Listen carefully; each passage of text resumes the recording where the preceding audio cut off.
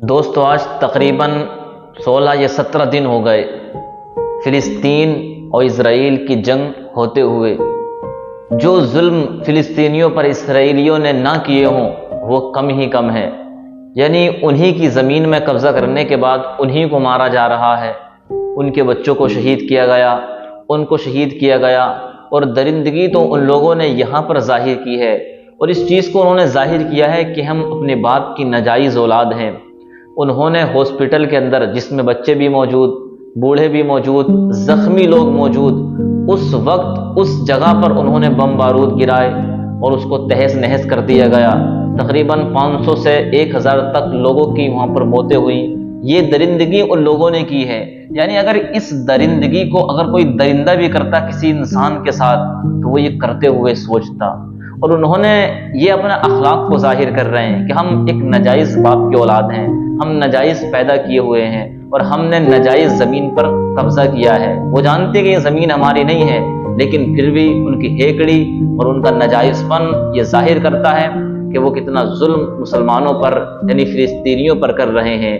ये तकरीबन 14, 15, 16 दिन से ये खबरें आ रही हैं कि वहाँ जुल्म किया, वहाँ पर जुल्म किया, गाज़ा पट्टी पर बम बारूद गिराए, फलां जगह पर गिराए।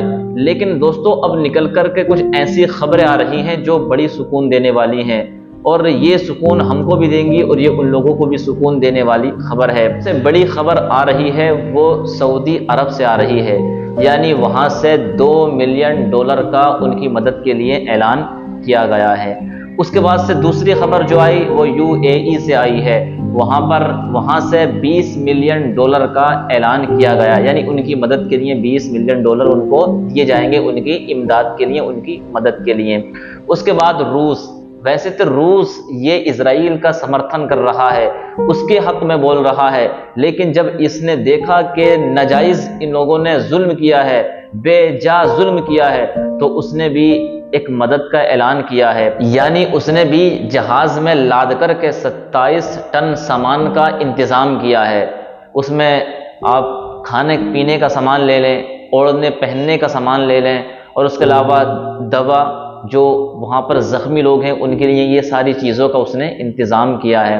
उसके अलावा तुर्की ने भी ऐलान किया है मदद का ऐलान, लेकिन खुलकर के ये चीज़ सामने नहीं आई है कि कितना पैसों का, ये कितने डॉलर का, कितने टन खाने का उसने इंतज़ाम किया है।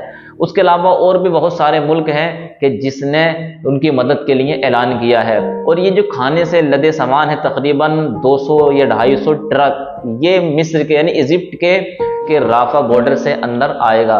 पहले तो उन लोगों ने इस बॉर्डर को खोलने से इनकार किया था, उसमें उनकी मसलिहत है, क्या है, सियासी मामला था, लेकिन ये उसी बॉर्डर से फिलिस्तीन के पास पहुंचेंगे। तो तकरीबन दुनिया के हर कोने से उनके लिए मदद का इंतजाम किया गया है। क्यों? क्योंकि दुनिया समझ चुकी है कि हक पर कौन है और बातिल कौन है। उन्हें पता है कि ये ज़मीन फिलिस्तीनियों की है और नाजायज़ कब्ज़ा इसराइल कर रहा है। तब भी हम दुआ करेंगे कि ये तकरीबन 16-17 दिन जंग को हो गए, इसके लिए दुआ करें कि जल्दी से ये निबट जाए, ठीक मानो में ये ख़त्म हो जाए जंग। वरना आप देख रहे हैं दोनों तरफ बेतहाशा लोग मर रहे हैं, और ज़्यादातर तो फ़िलिस्तीन में लोग, बच्चे बूढ़े, ये लोग शहीद हो रहे हैं। आपने देखा कि बिल्डिंगों की बिल्डिंगें तहस नहस कर दी गई हैं, घर बार उजाड़ दिए गए हैं, बच्चों को अनाथ कर दिया गया है, बीवियों को बेवा कर दिया गया है। ये माहौल वहाँ का बना हुआ है।